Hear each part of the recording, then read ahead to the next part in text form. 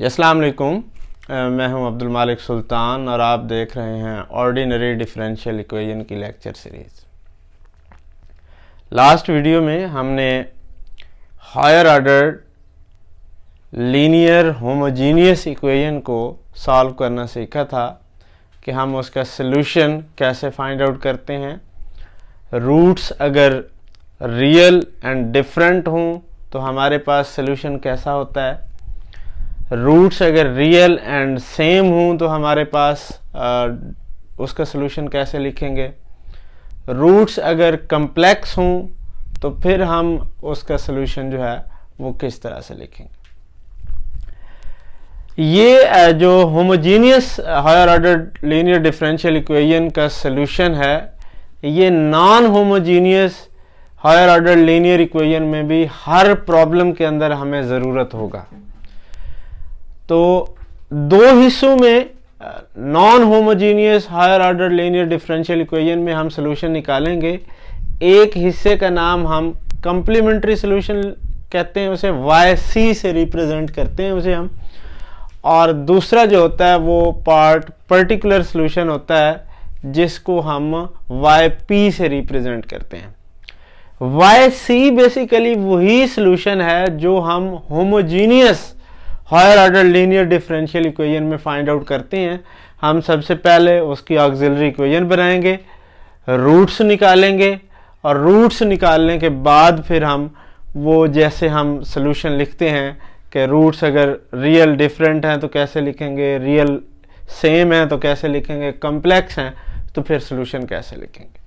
सो major task हमारे पास non homogeneous higher order linear differential equation में हमारे पास पर्टिकुलर सॉल्यूशन निकालना होगा। पर्टिकुलर सॉल्यूशन का एक और नाम भी है, उसे हम पर्टिकुलर इंटीग्रल भी कहते हैं। ठीक है, तो पर्टिकुलर सॉल्यूशन या पर्टिकुलर इंटीग्रल जो है वो दोनों एक ही चीज़ के नाम है।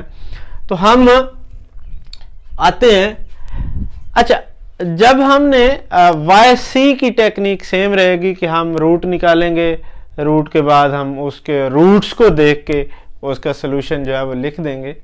लेकिन पर्टिकुलर इंटीग्रल में या पर्टिकुलर सॉल्यूशन जो YP हमने निकालना है वो नॉन होमोजीनियस डिफरेंशियल इक्वेशन के फंक्शन पर डिपेंड करेगा। Non homogeneous higher order linear differential equation कैसी होगी, ये इक्वेशन जो है ये मैंने लिखी है। Non homogeneous higher order linear equation जो है वो हमारे पास A0 nth derivative of y with respect to x, A1 n-1 derivative of y with respect to x and so on, और यहां पे कोई x का फंक्शन होगा।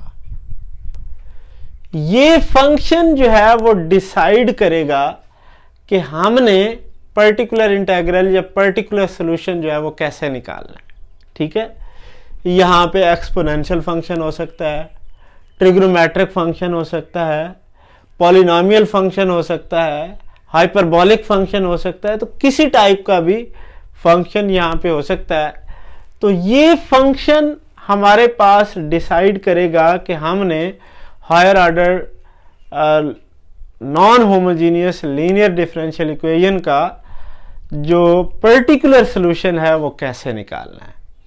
तो हर टाइप के फंक्शन के लिए सॉल्यूशन निकालने का तरीकाकार अलग है।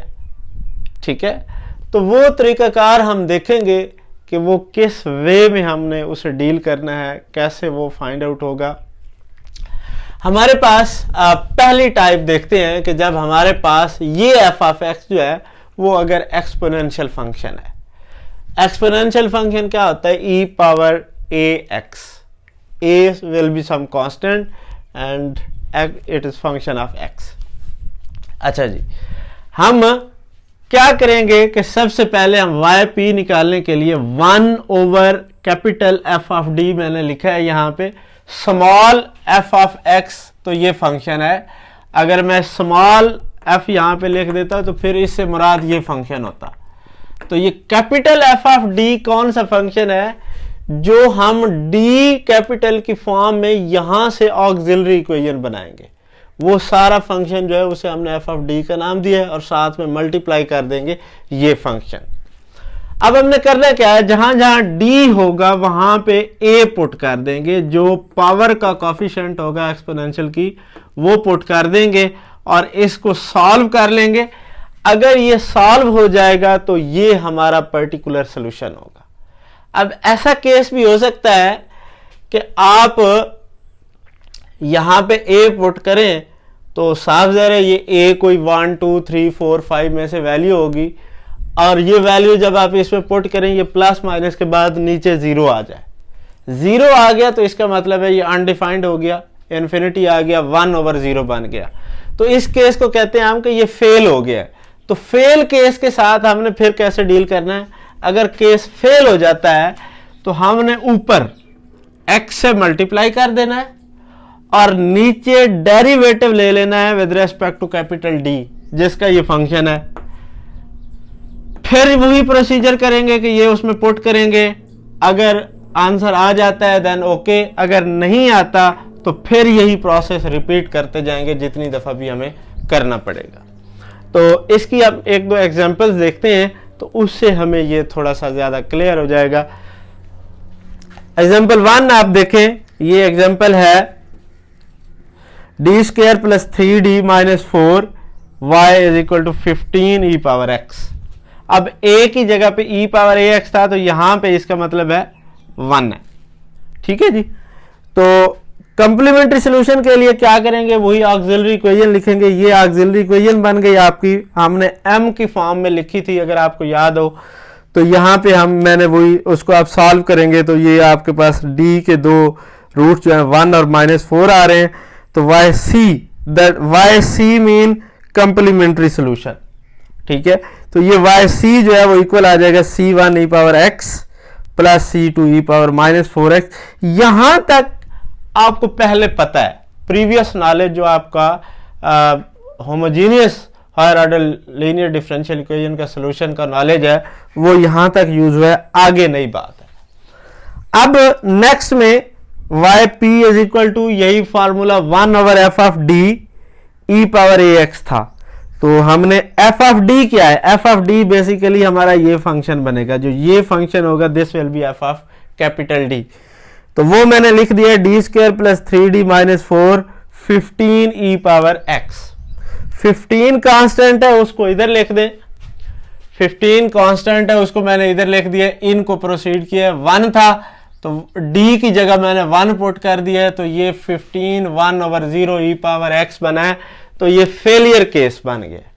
अब फेलियर केस आ गया तो क्या करना है, ऊपर इधर x से मल्टीप्लाई करना है, इधर x से मल्टीप्लाई करना है और इसका डेरिवेटिव ले लेना है with respect to capital D। तो जब इसका डेरिवेटिव लेंगे तो ये 2d प्लस 3 आ जाएगा। तो ये x से मल्टीप्लाई कर दिया और 2d प्लस 3 आ गया। अब ये 1 दोबारा d की जगह पुट करेंगे तो ये हमने जब सब्स्टिट्यूट किया तो ये नीचे 5 बना, 5 इससे कैंसिल होकर हमारे पास 3x e पावर x जो है ये हमारा